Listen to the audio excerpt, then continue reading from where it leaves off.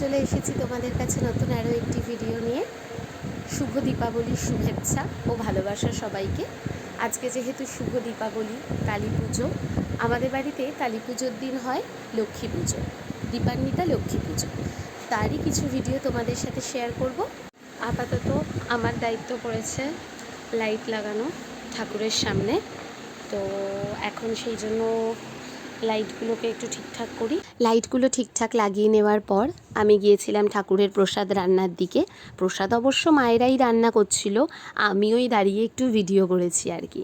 যাই হোক, ঠাকুরের প্রসাদের জন্য খই, নাড়ু, লুচি, সুজি সব কিছুই মায়েরা খুব তাড়াতাড়ি প্রস্তুত করে নিয়েছিল। আর জানো তো, সারা বছর এমনি সময় নাড়ু তৈরি হলেও এই পুজোর নারকেল নাড়ুর স্বাদ না আলাদাই থাকে, খুব ভালো লাগে। আর নাড়ু তো আমার ভীষণ ফেভারিট। আর এবছর আরও একটি নতুন নাড়ু তৈরি করা হয়েছিল, সন্দেশের পুর ভরা নারকেল নাড়ু। তারপর আলপনা দেওয়ার দায়িত্ব প্রতি বছরের মতো এবছরও আমার ছিল। ঠাকুরের সামনে প্রত্যেকটা ঘর, সিঁড়ি, সব জায়গাতেই আলপনা আমি দিয়েছি।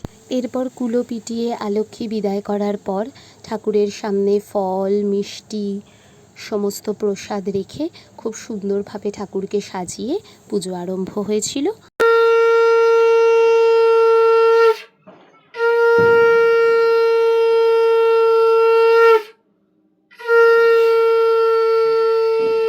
ওম শ্রী মহালক্ষ্মী দেব্যই নমঃ।